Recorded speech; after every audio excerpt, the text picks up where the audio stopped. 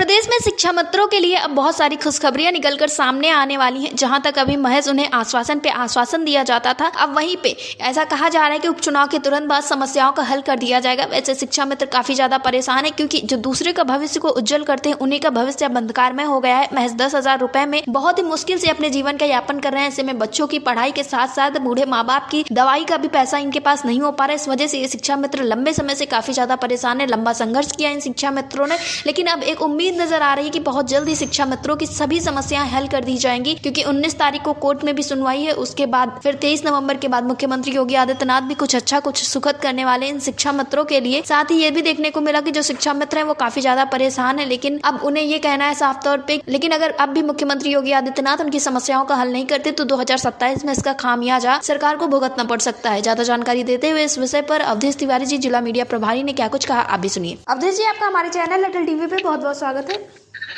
धन्यवाद मैम, धन्यवाद। अवधेश जी, जैसा देखने को मिल रहा है कि एक तरफ शिक्षा मित्रों की बातें शासन प्रशासन में चल रही है, दूसरी तरफ कोर्ट तक भी ये बातें चल रही हैं। हाई कोर्ट में 19 तारीख को एक अहम सुनवाई है। अब ऐसे में शिक्षा मित्रों के लिए क्या कुछ उम्मीदें, कोर्ट से सहारा लेने पे भी कुछ अच्छा मिल सकता है या फिर सरकार पे ही भरोसा रखना है अभी? अब जहाँ तक कोर्ट का मामला है, अब कोर्ट में डेट लगी हुई है। अब क्या होगा, कैसे होगा, कुछ कहना भी मुश्किल है जी।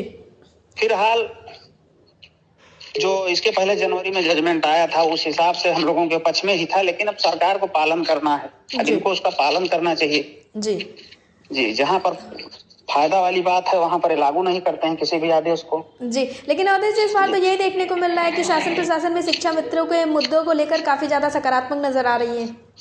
अब जब तक परिणाम न सामने आ जाए तब तक क्या कहा जा सकता है। सकारात्मक तो लोग बहुत दिन से हैं, सकारात्मक बातें करते हैं, लेकिन परिणाम उसका नहीं आ पाता है जी।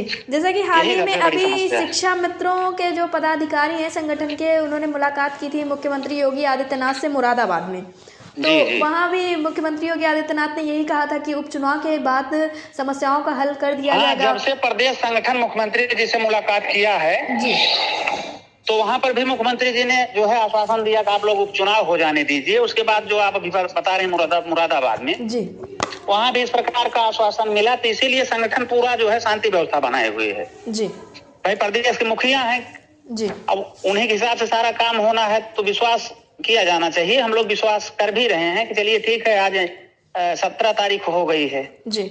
अब 23 तक 25 तक इंतजार कर रहे हैं। उसके बाद फिर चरणबद्ध तरीके से मुलाकात होगी और सारी बातें होंगी जी। इसी के साथ तो अवधेश जी देखने को मिल रहा है, जो कुछ शिक्षा मित्र हैं उनका ये कहना है कि अगर मुख्यमंत्री योगी आदित्यनाथ इस बार समस्याओं का हल नहीं करेंगे और एक बार फिर आश्वासन जो है वो दे देंगे, तो ऐसे में जो 2027 में चुनाव है उस पर इसका असर काफी ज्यादा पड़ने को मिलेगा, क्योंकि अब शिक्षा मित्रों में सहनशीलता खत्म हो चुकी है। नहीं, वो तो बिल्कुल सही है। अब इसके बाद आश्वासन का कोई मतलब नहीं है जी। बार बार आश्वासन मिलता आया है और आश्वासन ही आश्वासन मिल रहा है, आज तक कुछ हासिल नहीं हुआ जी। अब शिक्षा मित्र जो हैं बहुत ही मानसिक रूप से परेशान हैं जी। अब आप देख ही रहे हैं, लगातार दुर्घटनाएं हो रही हैं जी, अपना जीवन समाप्त कर रहे हैं। परिवार उनका बिल्कुल परेशान है जी। बच्चों की पढ़ाई लिखाई नहीं चल पा रही है, माँ बाप की दवा नहीं हो पा रही है, कोई काम नहीं हो पा रहा है। आज शिक्षा मित्र उस उम्र की पड़ाव पर पहुंच चुका है 24 साल बेसिक शिक्षा में सेवा देने के बाद कि आप समझिए अब उनकी पुत्रियां योग्य हो गई हैं जी। और सारा काम इस महंगाई में सारा काम पैसे से ही होना है जी। अब 10,000 में व्यक्ति अपना खाने पीने की व्यवस्था चलाएगा कि दवाई की व्यवस्था करेगा, बच्चों की पढ़ाई करेगा, शादी विवाह कैसे होगा, इतना अंधकार सबके सामने है, जो बिल्कुल परेशानी ही परेशानी है जी। अवधेश जी, अटल टीवी से जुड़ने के लिए बहुत बहुत धन्यवाद। धन्यवाद।